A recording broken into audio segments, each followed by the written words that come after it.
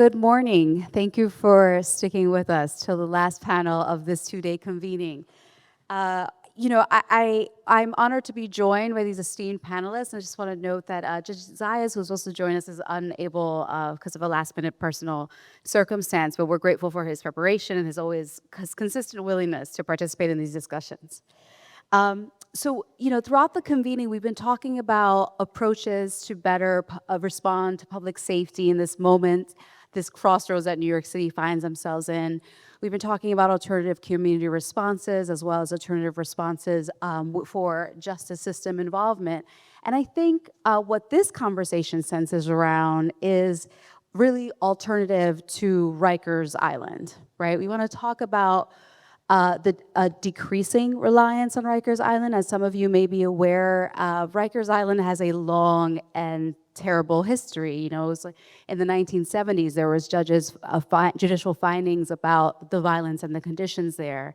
And now most recently, as recently as yesterday, we are here truly at a crossroads where we have a new judicial decision in the ongoing 10-year case of Nunez v. New York City. And we have an opportunity to see what happens here, right? The judge has essentially ordered that an outside official be appointed to overtake the jails and respond to the violence and the conditions there. So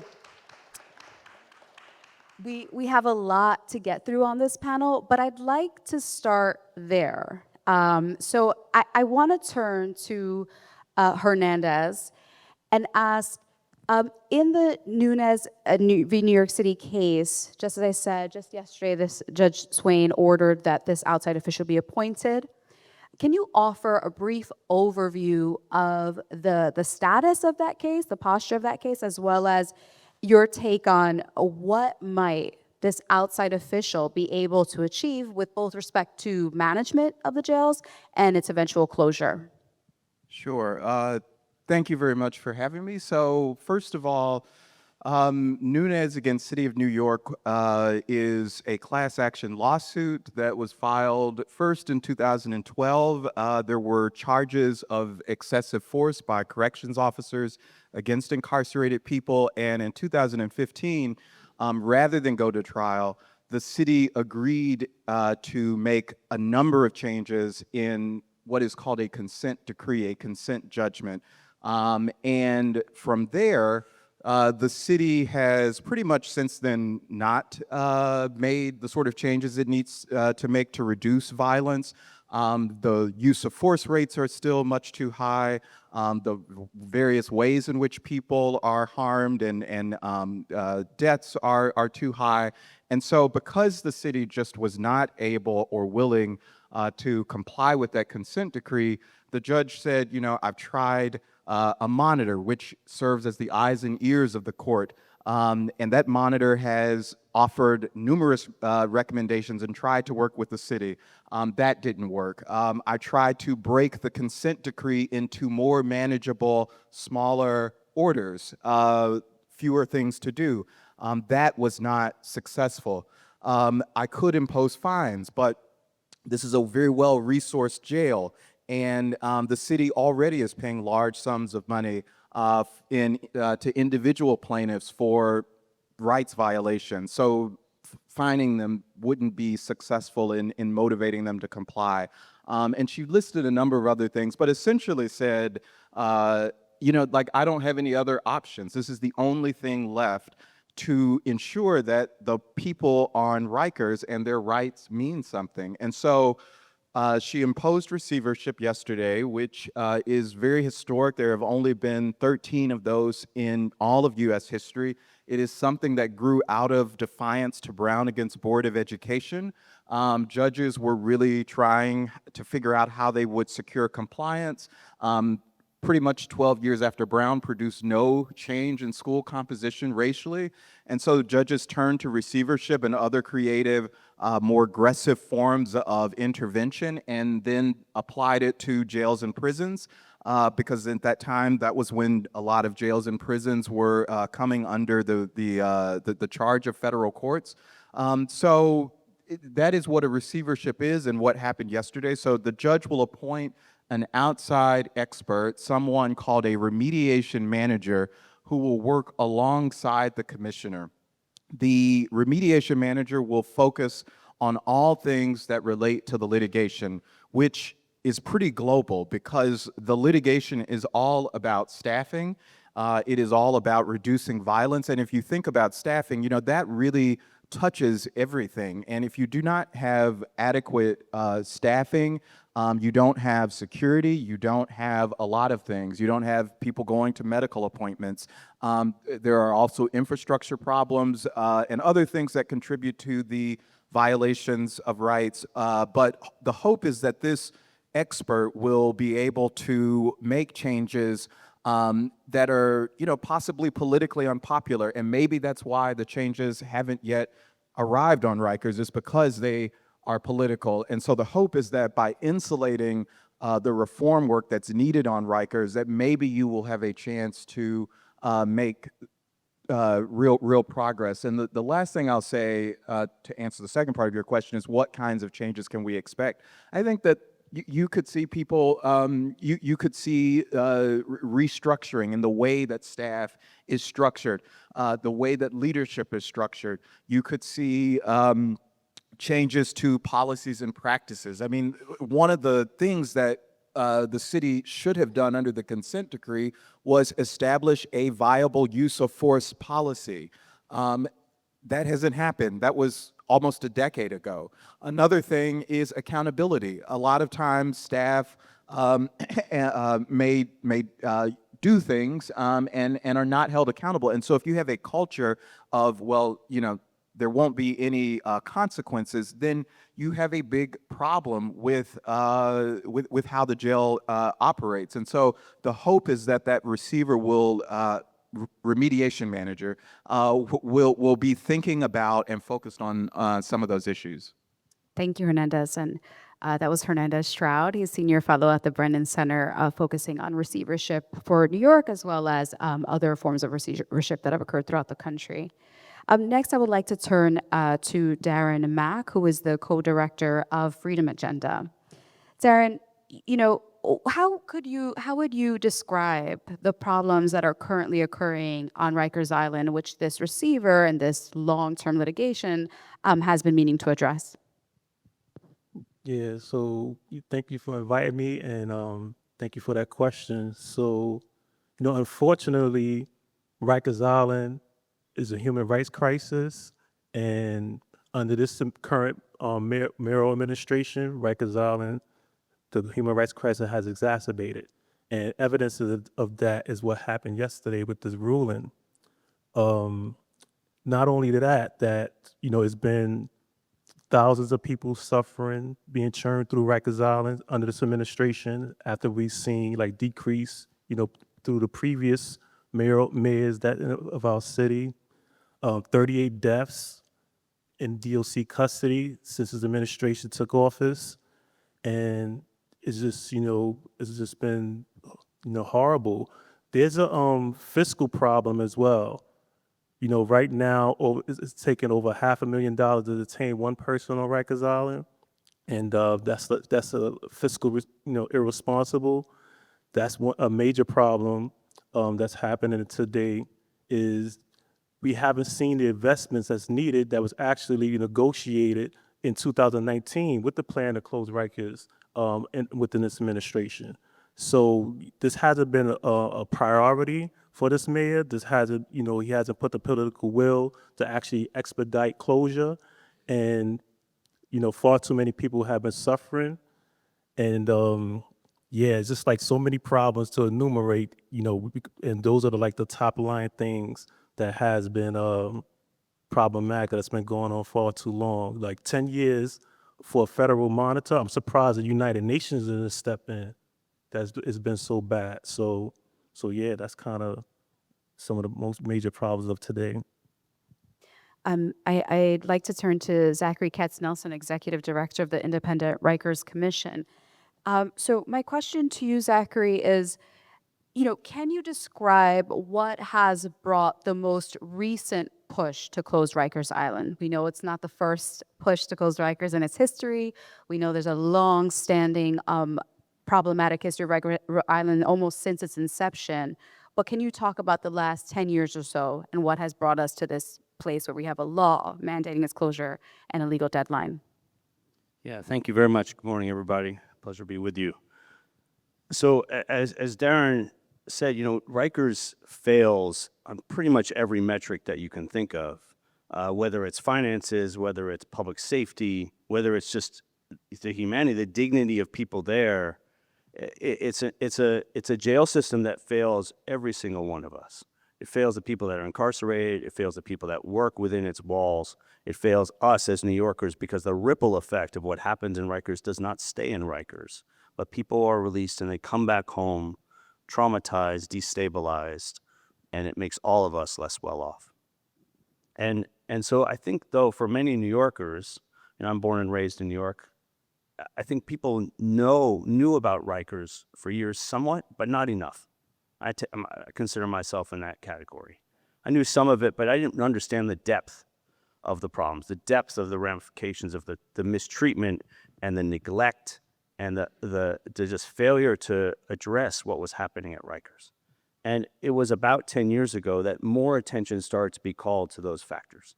That it was a combination of journalism. New York Times did a few series, really in-depth investigations about how people were being treated there, including people with mental illness. And Rikers, by the way, is the second largest psychiatric institution in the entire United States. Second largest in the whole United States. And so mental illness is the challenges are there are a huge piece of what's happening at Rikers and just how much goes wrong at Rikers. The violence, the fact that violence is the currency of Rikers. It is ever present. The threat is ever present. It starts with the buildings themselves. Rikers is so decrepit. It was neglected for decades in terms of investment in the buildings. The number one source of weapons at Rikers are the buildings themselves. You just reach up and break off rusted metal or broken plexiglass and fashion it into a weapon. And the place is awash in weapons. It's a deeply dangerous place. You go there after it rains and there are buckets everywhere trying to catch the drops of water that come through the ceiling, blankets on the floor to soak up the puddles. This is day in and day out. Not even a heavy rainstorm, just an average one. And you have these situations. Khalif Browder, who's a name I'm sure many of you know, but Khalif Browder, his story really opened a lot of people's eyes. Khalif was 16 when he was sent to Rikers, now just over 10 years ago, and he was charged with robbery, with stealing a backpack. And he was held in Rikers for 3 years pre-trial, shuttling back and forth to court again and again. He was in court more than 30 times during those 3 years, and he always maintained his innocence. And so he was offered plea deal after plea deal, and he said, I will not plead guilty, I didn't do it. And for 3 years, he spent time at Rikers. 2 of those years, he was in solitary confinement at Rikers. He suffered abuse and beatings. And at the end of 3 years, the charges were dropped.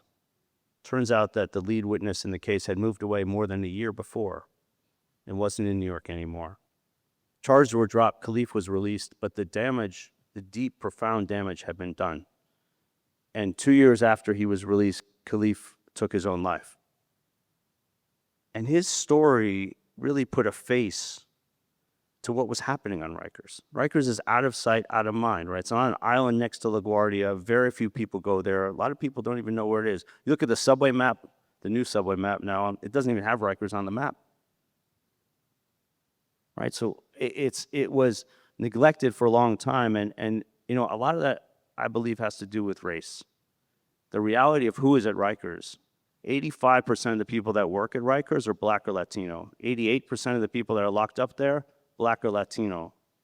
Family members who are visiting, predominantly Black and Latino.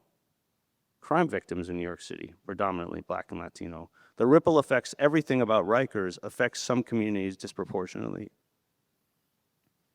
And so you have a situation where Khalif's story captured people's attention, and there was a movement that was rising, led by people like Darren, people who had been incarcerated at Rikers, people who understood profoundly the impact that it has.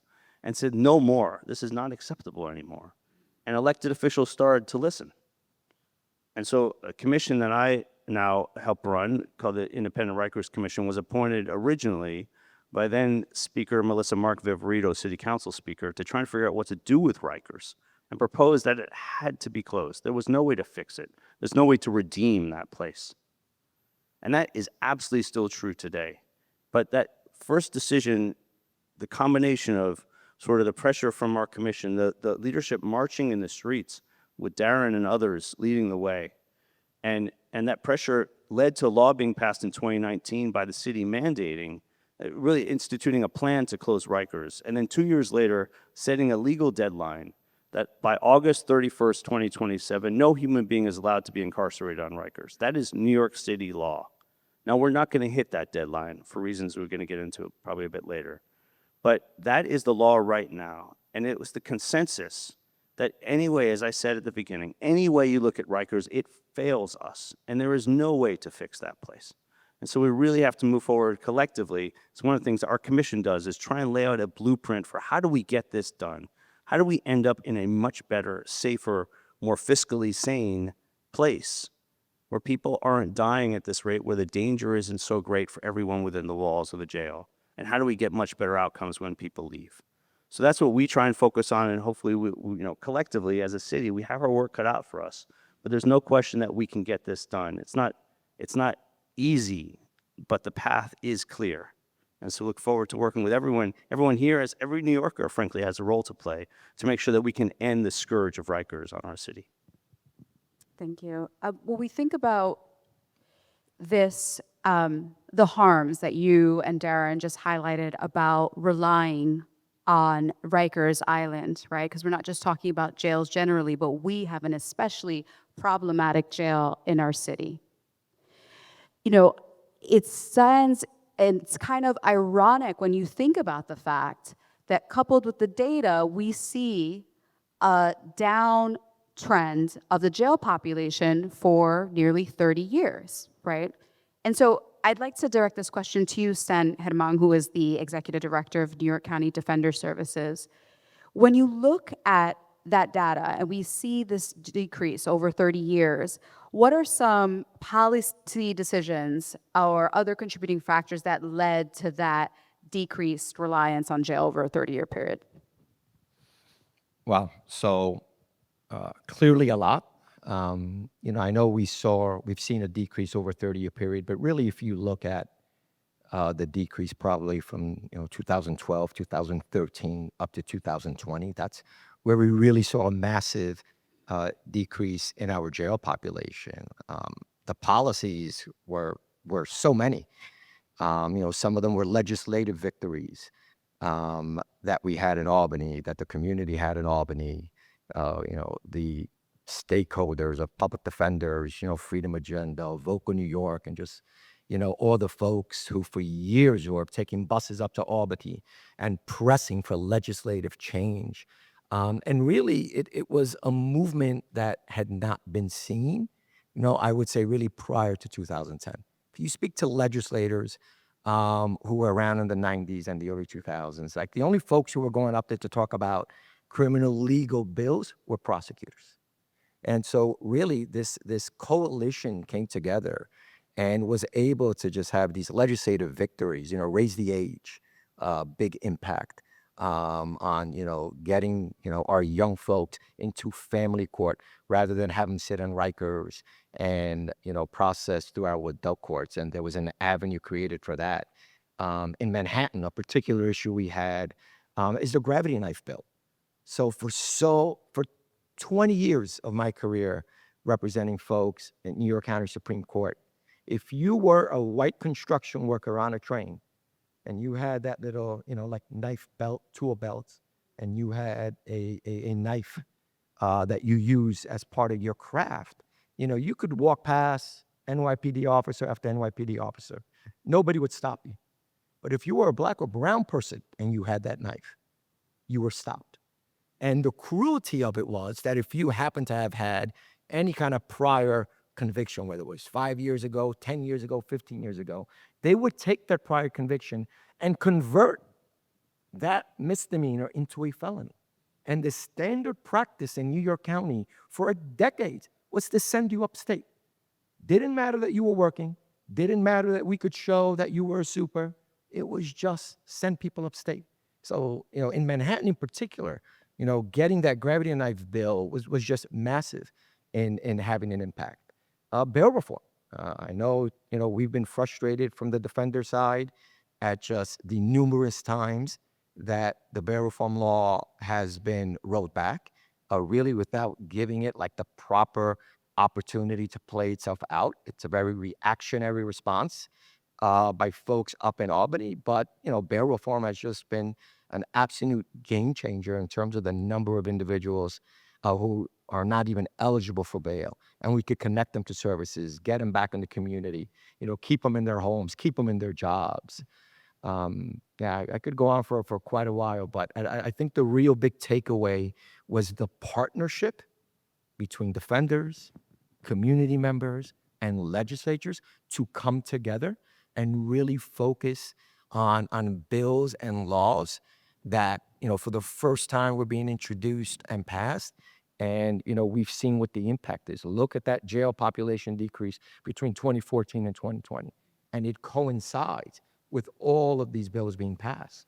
I think the last thing I'll say, and I didn't think about this until Professor Kennedy at the last panel spoke about that during this time, what was really driving the change was, I think, what he referred to as kind of like these mid-level institutional folks at all kinds of different agencies who were really coming together to do the work. It wasn't from the top down, but really from the middle and bottom up. And, one of the things that was prevalent during the de Blasio years in particular was, just the number of stakeholder meetings around every issue. I see Justine Olderman here in the audience, the former executive director of Bronx Defenders, and we were invited to countless meetings. It was meetings on domestic violence, talking about it in a new way, but talking about it in a space not just with defenders. They were bringing together defenders, prosecutors, community activists, victims groups, and talking about DV in a new way. When the city rolled out supervised release, we had countless meetings at Mack all the time talking about these policies. And the truth is that since the Adams administration has come in, I haven't been invited to one single stakeholder meeting to talk about any criminal legal system issue. So, what role was that having, talking to all the stakeholders to figure out new solutions to old problems and reducing it? And that just doesn't happen anymore. And what we've seen over the last 3 or 4 years is a rise in the jail population. And we have to ask ourselves is that lack of kind of community and consensus building and the lack of it, one of the contributing drivers to the increase in the jail population? And I think it is. Well, that was going to be my next question. When we look at the last 4 or 5 years, we do see this re-increase.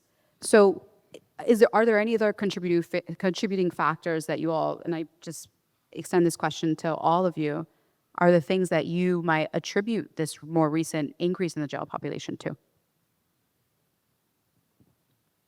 Yeah, I'll add, basically, under this mayor's administration, a return to broken windows policing has been a contribution to that.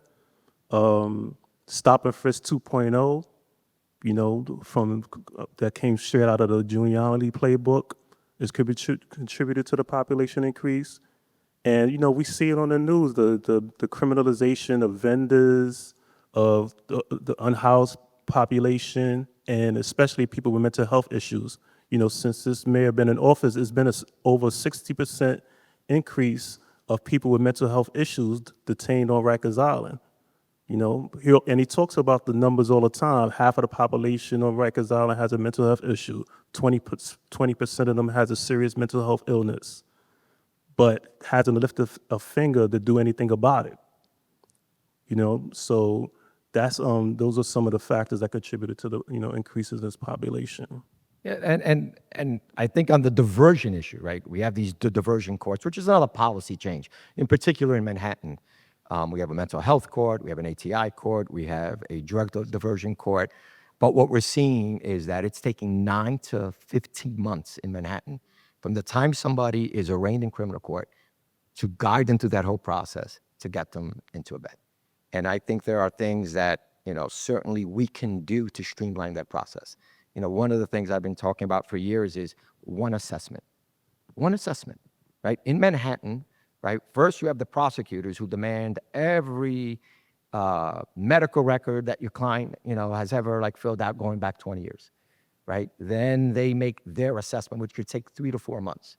I always ask the question, why is a lawyer making a clinical assessment about whether somebody should get clinical help? Then if you make it past that rung, then you go to the diversion court, where then they do another assessment about the whole process.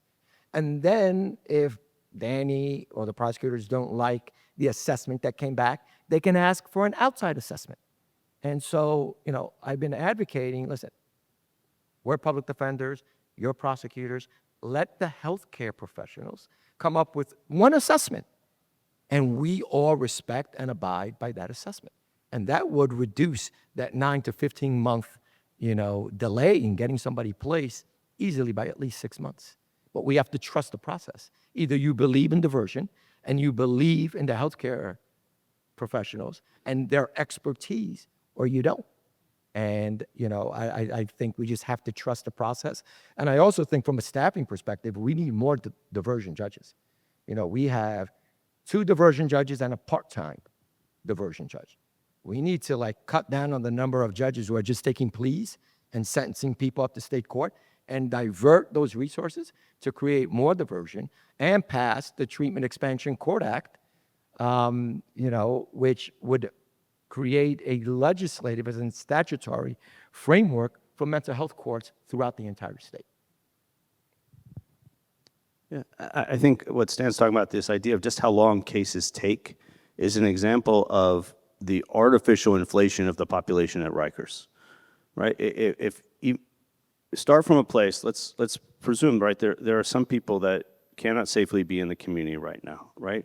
Jail is the alternative that we use for those folks right now, right? The vast majority of people at Rikers are there pre-trial. 84, 85% of people on a given day are pre-trial, waiting for their day in court.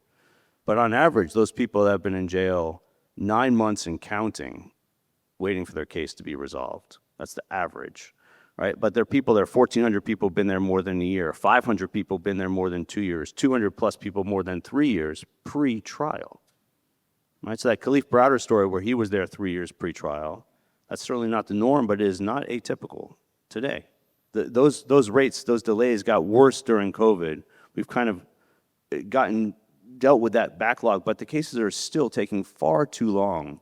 And that means that people are stuck at Rikers during that time, right? Amid the violence, amid the very difficult situation trying to access services. People with mental illness deteriorate, sometimes significantly. And there are people at Rikers, last year in 2024, there were almost 900 people at Rikers at some point during the year who were so severely mentally ill they couldn't even comprehend what was happening in court. Right? They were not competent to stand trial. But they're stuck at Rikers because those folks legally are meant to be in a state hospital. There's no room in any of in the state hospitals. The beds are all full. And so people instead stay at Rikers for months and months at a time until a state hospital bed opens up.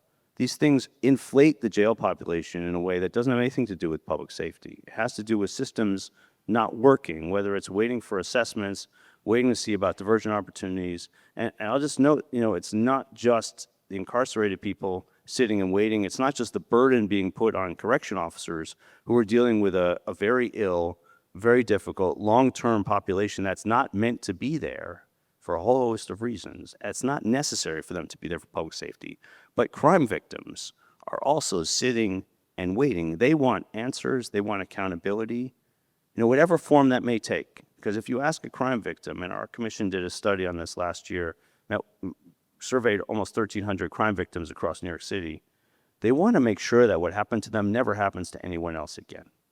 And if you ask them, they say that Rikers is not the answer, right? This dehumanization of somebody is not the answer. They do want people to have services. They do want people to get mental health services, drug treatment. They want people to be held in healthcare facilities, not jails, when they really need that. They want accountability, of course. but they want answers also as to why it happened to them. And they don't get that from the system right now because it takes so long for cases to move forward. And I'll just say one quick thing, which is that we are very fortunate, though, that the current leadership of the state courts has seen this, and it's relatively new leadership in the state courts, and is taking action. They're saying the status quo is not acceptable. And therefore, we're going to try and institute a new plan from top to bottom as to how cases are going to move with real deadlines, with a real set trial date if we get that far. But every court appearance is supposed to matter. Remember I said Khalif Browder was in court 30 plus times during his 3 years. Almost nothing substantive happened during those court appearances. That has to change. And if that does change, cases move, they get resolved, they have to get resolved fairly, but they move through and victims get the answers and accountability they need. Person who's standing, facing charges can hopefully have some form of justice and understanding what their fate is going to be. And we can move forward where the population at Rikers comes down because it's not being artificially inflated because the systems aren't working. I want to follow up on something Zachary said in his response, but I'm going to direct the question to you, Darren. Zachary talks about the mental health population and the challenges of serving those folks and getting them to the right place where they can actually receive treatment. Could I ask you, given another point that's already been brought up, that overwhelmingly the jail population are folks who are being held pretrial, right, legally innocent, no guilty finding, no guilty plea, just waiting for their case to resolve. What they're being held in on bail in an amount they can't afford. What are some other approaches, or what would you add to what's already been shared that would serve as alternatives to pretrial detention? Yeah, I think there's this thing called FACT teams on forensic assertive community treatment. So it's a team of people with a peer, a person who might have had a disability, a mental health issue, and they understand how to de-escalate. They trained in that. They're specialists in that. Goes out into the communities, to actually define the people, to address the people, to get them to the services that they need. Going to the subways. I don't see that in the city, and I'm like all over the city, every week throughout the 5 boroughs, and I don't see these teams, paramedics, EMT workers, they first line responders, and they need assistance, So, and the FACT teams is kind of like a laser strategic, professional approach to like what these things called ACT teams that they have. And there needs to be investment in that, in the service. So FACT teams is probably the first thing that comes to mind because, we're not going to incarcerate our way to safety. We need to, if we want to really address mass incarceration, we need mass investments in the things that's evidence-based and we know that works. And FACT teams is one of the things that immediately comes to mind when it comes to like dealing with this mental health issue. We need to really see them. And we know the places, we know the communities, the same communities that's been historically under-resourced for decades, So those are the places that we need to make these strategic investments and, release these FACT teams, on a mass scale, not just, some crumbs, but we actually need to build it out to scale. And some of them are operating, but they've been proven to work, but we need to build it out to scale so we can really address the roots of a lot of these problems with filling up people, with mental health issues on Rikers Island. So Judge Swain actually wrote something in her ruling yesterday that touches on this question of depopulation. And one of the things that she said that was an alternative to placing the jail into receivership was possibly impaneling a 3-judge court that could, in effect, order a release, a mass release of people from Rikers. And she declined to proceed with that because she didn't think that we were quite there yet. And to just give a little bit of insight into that, so there is a 1996 law called the Prison Litigation Reform Act that governs how people can litigate behind bars in federal court, it also places limitations on what federal courts can do in responding to rights violations. So when this law was passed, there were a lot of federal judges who were dealing with overcrowded facilities, and the overcrowding was the primary cause of the constitutional rights violations. And so they would release people to vindicate the constitutional interest. And so one thing that maybe the receiver might do down the line, depending on how his or their work is going, is consider imposing a population cap onto Rikers. The pathway to do that, though, is probably legally fraught. The receiver would need to show that overcrowding is the primary cause of the constitutional violations on Rikers. You would also need to have a three-judge court, as Judge Swain mentioned. You would also need to show that that population cap would not have a sort of adverse impact on public safety. And that was also something that Judge Swain raised in her opinion. But it is possible, conceivably, that a receiver could lower the jail population, which would, of course, aid in the closure process. And Mayor Adams has claimed that the population on Rikers is just too large to close Rikers and to transition to borough-based jails.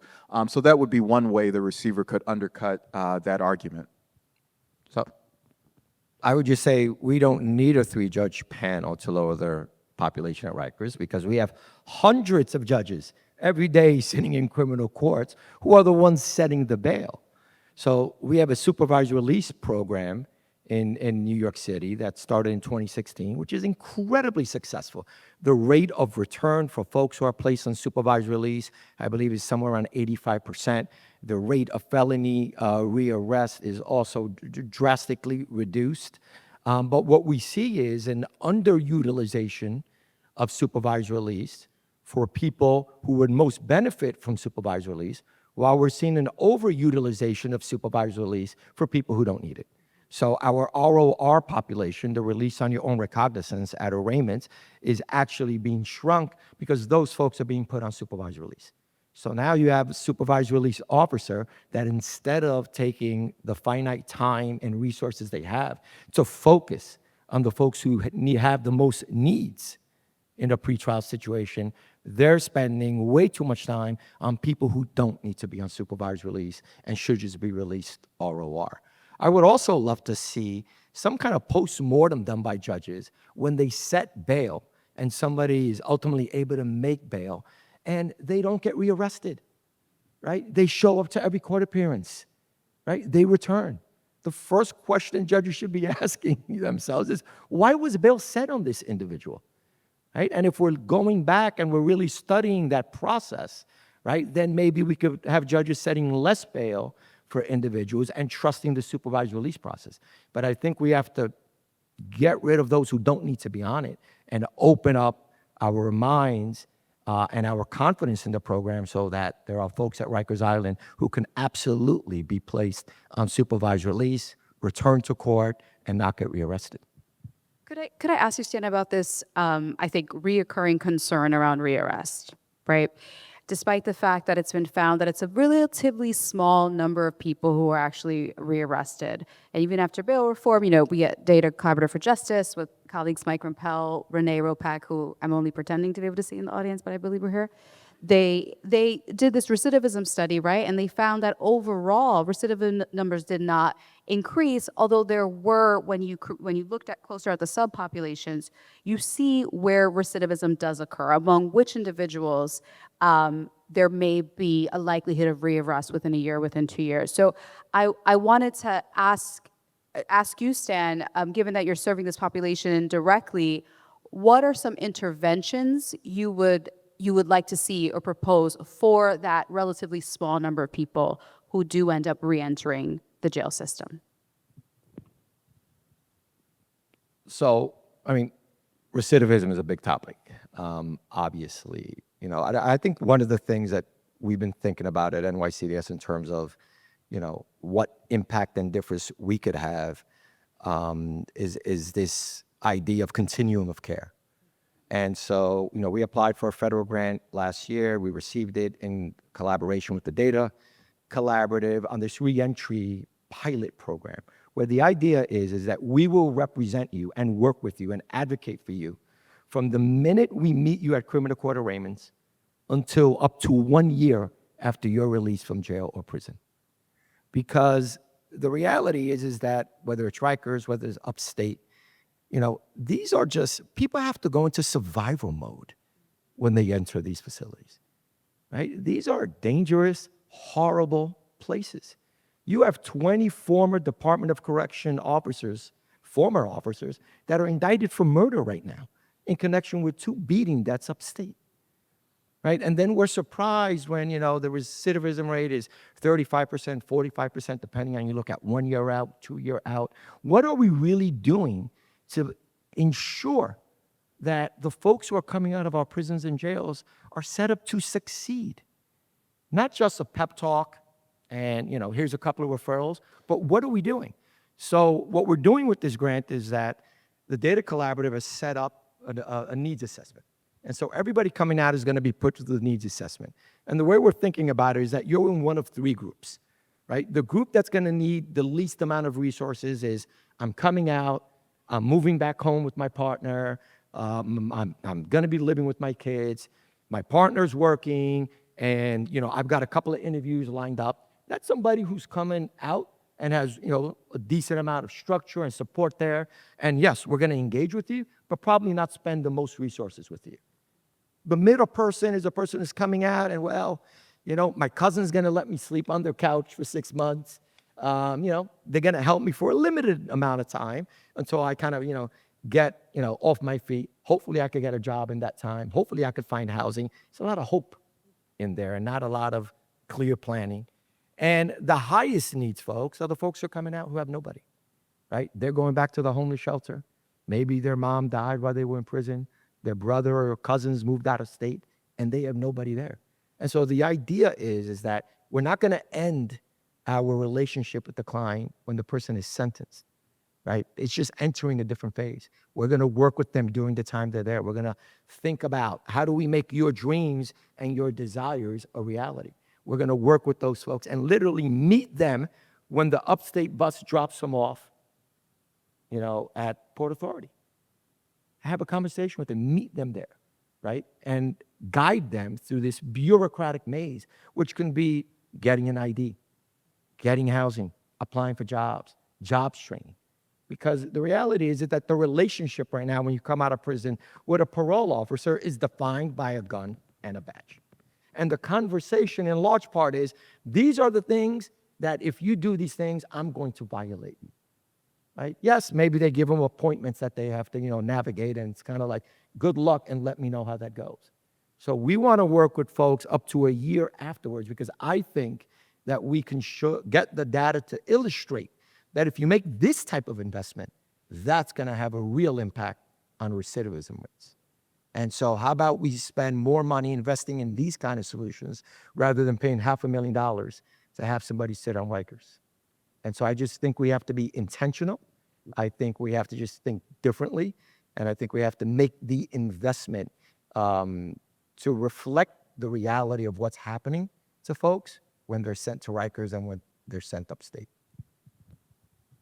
I think that point is so critical about the need for somebody to be alongside somebody, helping somebody even when they're not incarcerated. We expect so much from the criminal justice system that it's the place where it is the place of last resort of people we as a society have not figured out what to do with, or don't know what to do with, or have struggled to find answers for, right? And they've maybe struggled to find answers themselves, and they get put in the system and we expect them to come out a transformed human being.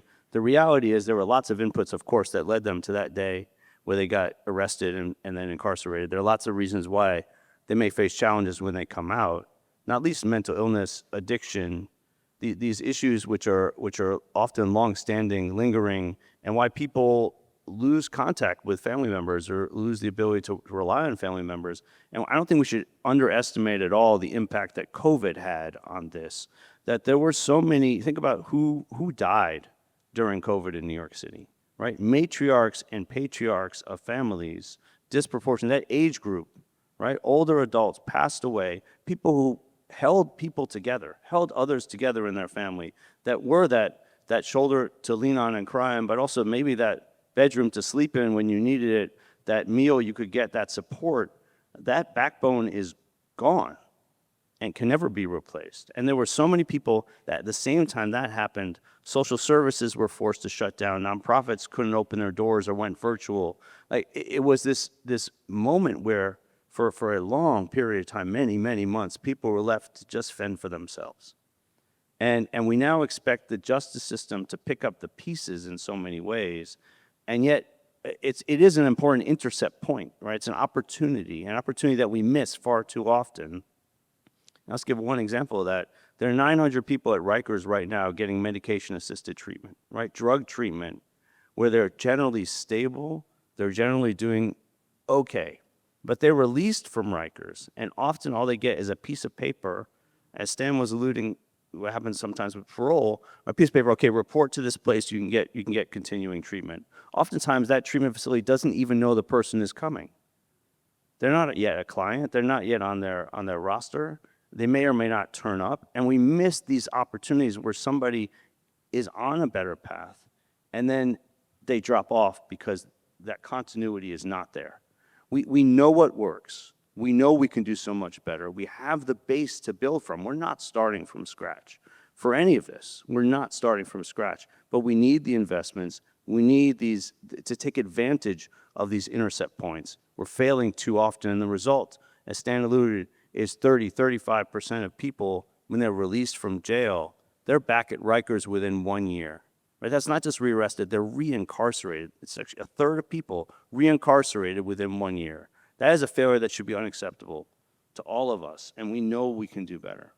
Could I stay with you, Zachary, and talk about, the Independent Rikers Commission released the Path Forward Blueprint to Close Rikers Island, and it focused a lot, particularly on the mental health population and substance use. Could you share some of the specific recommendations that you think would serve this population? Sure, thank you. Right, so our commission was reappointed by Speaker Adrian Adams to try and reassess what's happening with the plan to close Rikers, right? The plan was passed in 2019, Rikers to build 4 borough-based jails to replace Rikers. 2021, the law says you have to close Rikers by 2027. Where are we on that path? And what's happening? The reality is we're not meeting that deadline, right? We're not meeting that deadline for a whole host of reasons. Some of it is construction related. Those 4 borough-based jails were supposed to be done by 2027. Now we're looking at between 2029 and 2032 for those jails to be complete. They're moving forward, but much slower than we all hoped. And then there's this issue of the population. I mentioned that the number of people at Rikers really is artificially inflated, well above what we might need for public safety, right? And a key piece of that is mental illness. Rikers, as I said, is the second largest psychiatric institution in the entire United States, right? And as Darren mentioned, you've got 21% of the people there with a serious mental illness like schizophrenia, bipolar disorder. I said earlier, 900 people passing through can't even comprehend what's happening in court. It is where we are putting people who, again, we don't know what to do with. And one example of this, of where we have, again, something that we know works, but we don't have enough of it. And this does get back to the diversion courts that Stan was saying and the assessments. You need to make sure that we can understand who this person is, what do they truly need, and how do we meet their needs in a way that probably hasn't been done before, but we should take advantage of this opportunity. So many people we see on the street, people that cycle in and out of Rikers, have both serious mental illness and addiction issues, right? Addicted to drugs and the mental illness. There is one program in all of New York City, a residential program that specializes in treating people with those co-occurring issues. One, it's called Harbor House in the Bronx. It's got about just over 100 beds.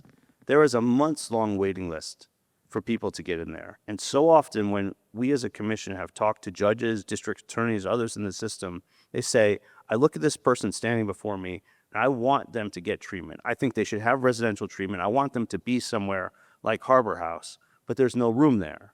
So what are my options? And my other options are I release the person, again, sometimes with a referral to an outpatient program or something, but I'm not convinced that's sufficient for them. It's not sufficient support. It's not sufficient treatment.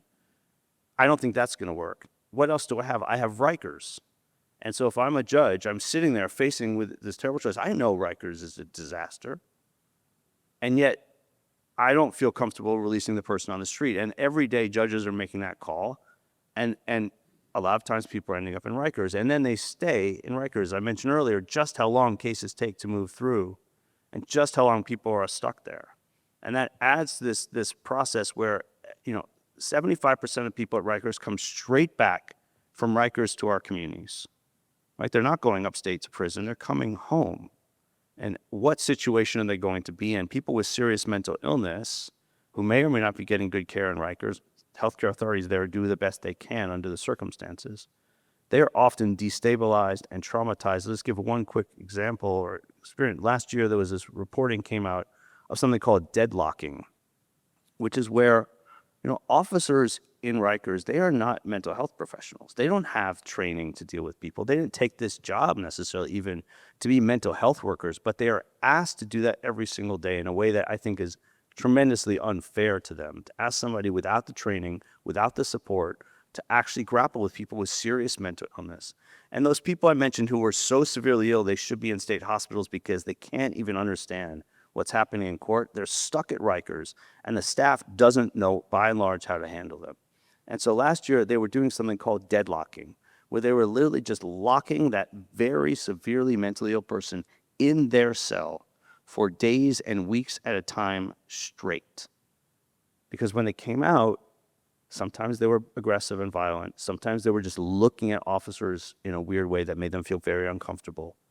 A whole host of things, and officers just locked them in. And Rikers had a policy, healthcare staff had a policy.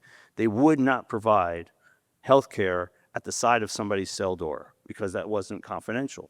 So that person wasn't getting treatment, no medication, no therapy, nothing for weeks at a time. And people were decompensating. They were smearing feces around their cells. And what is our expectation that if that person is then released soon after that, maybe to a homeless shelter, maybe to a family member who's going to struggle and do the best they can, what do we expect is going to happen? And so we really need to be thoughtful about how we approach this. We have these opportunities. We have these things that we know work so much better. We really need to up our investment, up our focus, and put people in the places that really serve them best and serve all of us best. I think we have to start wrapping up our conversation here, but I want to ask a question to each of you, right? So for those of the individuals in New York City who are maybe not in this room, who are maybe not ingrained in this work, who are not reviewing the reports that come out or the decision Judge Swain just issued yesterday and over the course of this 10-year litigation, why should everyday New Yorkers care about what happens on Rikers Island, the people who work there, and the people who are detained there? Yeah, so I like to describe the whole city as a body, and if your leg is hurting, you're gonna give attention to that, and you're gonna invest in that, and you're gonna let a expert diagnose that, so and give you the remedies to heal that body. Our city is the same way. There's been communities in our city that's been historically disinvested from, and we know these communities are hurting. And if you're coming from Long Island to go to the South Bronx to watch a Yankee game, you're in a community like the South Bronx, like in Bronzeville, like in, parts of Harlem that's been, divested from for decades. And there's things that we know that's work, and it's just fiscally nonsensical to have all this money, billions of dollars every year going into a system such as Rikers Island that's that can't be fixed and it can't be reformed. The only solution is closure. So we needed to start making the investments now and expediting closure, because there's communities like Zach mentioned, people are returning back to the community. So if we want to have a more healthier body, a more healthier New York City, every community has to make the contribution to making sure other communities get what they need in order to heal, entirely. It really for me boils down to what kind of society we want to live in. It's a very similar point. It's not just we should care about this if it affects us, but we should care because these are human beings when people are in jails and prisons and they're subjected to these conditions, a term of incarceration should not include rats and roaches and hot temperatures and inhumane conditions. It really is just the term of incarceration, not having liberty.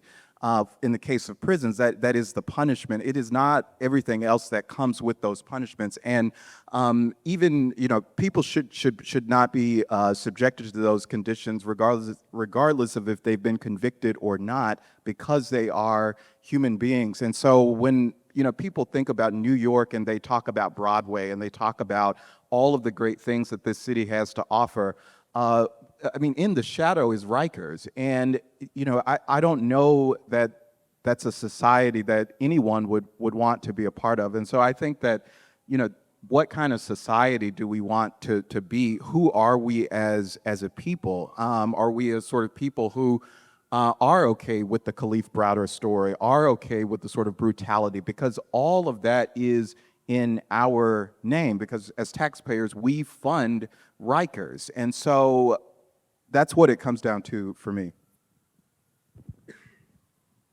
If I could just pivot for 1 second, and because I think it ties into the close Rikers mandate and the movement, as well as the receivership decision that came down yesterday. And closing Rikers is of paramount importance, and it's going to happen. And there's a lot of talk about what these jails are going to look like, the borough-based jails, and they brought in a lot of industrial psychologists to talk about colors and the use of light, and all very important. But if we don't change the culture of the Department of Correction, we are going to bring that cancer into this borough-based model.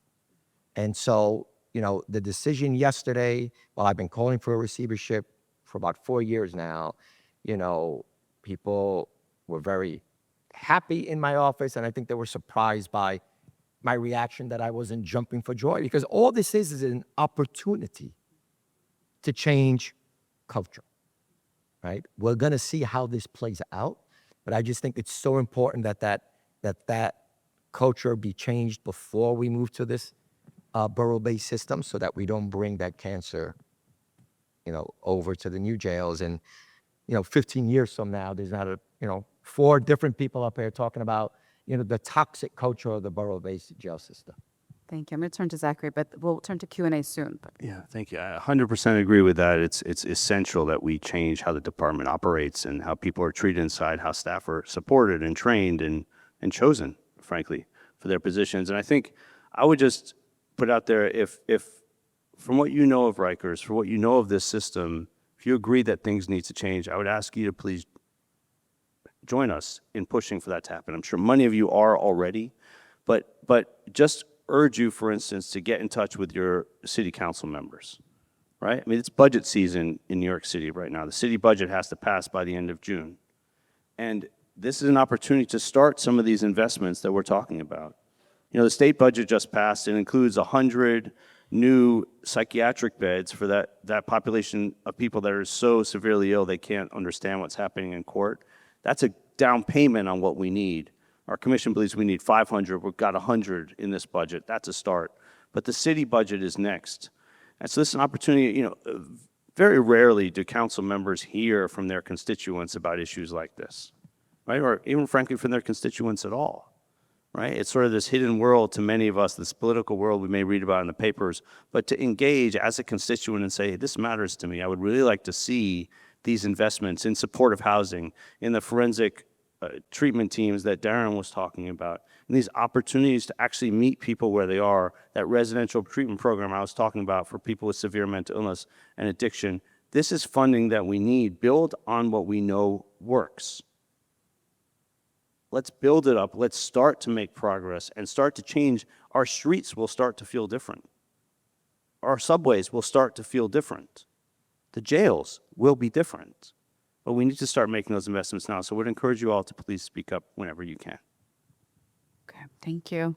I'm going to turn to the audience if there are any questions. can raise your hand and one of our microphone people. Oh, everybody has. There you go.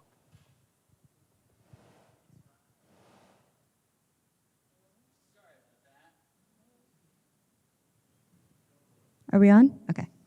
Hi, everyone. Thank you so much for all of your comments. And it's been a really interesting, informative panel and whole day as well. Sarah Krystal, I know some of you. I think a thread that has been kind of weaving through this panel and others, and has been a little bit alluded to, but hasn't been talked about expressly, and I was hoping that maybe you all could speak a little bit more about, is around staffing. There is obviously a staffing shortage across agencies, government agencies, Department of Correction, defenders' offices, DA's offices, service providers, and we're really talking about in creating alternative systems, or what should be the system and not the alternative. There need to be sufficient staff who are sufficiently trained in the services that they are being expected to deliver. And those services need to be delivered to high quality. And so we can't just continue to make investments into this kind of program, whether evidence-based or emerging, if we don't actually also invest in the training and the identifying of who the right people are to be providing these services. So I'm wondering if you can talk a little bit more about the staffing needs and where there could be sort of strategic investments to make sure that we're not just throwing money after money, but we're actually ensuring that the right services are there and grounded, and the folks that we are expecting to do this really, really difficult work are paid what they need to be paid to do it and are trained appropriately. Yeah, I'll just say quickly, like for clarification for the audience, a lot of agencies have staffing issues. The Department of Corrections is not one of them. The Nunez report even reported on this, which is stated that New York City Department of Corrections has the most resource staff in the country. It's like 1-to-1, one staff member to one person detained. And the average is like 1-to-4 across the country. So staff and DOC right now as an agency is the only department that's actually required to shrink. We're going from 14 jails across the city down to 4. So I just want to make that clarification about that. And what's wild, what's insane is that this mayor actually is proposing $115 million to hire more staff, uniform staff for DOC, when that money could be going to the things that was mentioned that we actually need. And they're not going to hire this about 1,100 more uniform staff. They haven't done it in years. In fact, yeah, it's not going to happen, and that money is going to be sitting in DOC's budget for another administration and for advocates to fight for to get, because they're not going to be able to fill those vacancies. So we've been advocating that these vacancies in DOC be eliminated, and we direct that money to the things that we need and to those agencies that need to staff up to actually address the roots of the problem. Yeah, and I think your question was also getting just about the service providers and their staffing shortages. So right now in Manhattan, we're not seeing movement in our diversion courts because they're at capacity. They just don't have enough people to do the assessments. They don't have enough places to actually send folks. Fountain House is the only program in New York City for severely mentally ill individuals. You know, it strikes me that every time something horrible happens, whether it's on the subway or somewhere else, we see the governor and the mayor talking about, you know, the mental health crisis and the mental health crisis and the mental health crisis, right? Michelle Go was tragically pushed to death in Times Square in 2022, I believe it was. And here we are 3 years later, and all they've added is about 300 beds since that time. The mental health crisis is a public health crisis, and it is an emergency, and we're not treating it as such. You should have a mental health czar appointed by the governor to just, you know, cut through all the red tape and the bureaucracy. And, you know, they appropriated $1 billion 2 budgets ago. Like, what is happening with that money? What is being built? This is New York City and New York State. You should have built like a first-rate facility by now if you had the political desire and will to do it. So you had the political desire and will to build a new stadium for the Bills, but you don't have the political desire and will to really treat this like the emergency it is. And hiring more DOC and hiring more police officers is not going to solve the problem. You can't throw law enforcement to deal with a public health crisis. So you're right, there are staffing shortages across the board, but I think we need one person, one commission whose sole job is to address all those issues so we have places to send folks where they could get the help they need. Just briefly, I 100% agree. We don't have enough staff to operate, for instance, just the healthcare services we need now, let alone expand them sufficiently. One thing that our commission looked at was how do we incentivize that pipeline of staff? I mean, one way to think about it is almost like a GI Bill for healthcare staff, right? What do we need to encourage people to go into the field for, say, 3 to 5 years? Hopefully they stay longer, but people will come in and get the training they need, work in this field, build out the staffing, then they get educational assistance, they get loan repayment assistance, they get home mortgage loans, they get small business loans, just like we do for people that join the military. Right, on average, the federal government spends about $17,000 a year per person for soldiers, right, under the GI Bill. Let's do that in New York. $100 million, that's 5,000 staff people at $20,000 a pop. But we can do this. We could even combine it with economic development. Why don't we put a nursing school in East New York or Brownsville, areas that really need investment, and invest in the community so people get good paying jobs, and then they can provide the services that we need as a society. There are lots of ways that we can go about this. It's long-term answers, obviously. We need to start now. So that's all the time we have for this very rich discussion, and I want to thank the panelists, each of whom just contributed so meaningfully and so thoughtfully, and we're so grateful for the time you spent just in preparation for this panel and sitting through with us. And I want to thank the audience too for listening, and for the thank you to the organizers as well who've done so much work to put this, not just this panel, but the 2 days together. Thank you.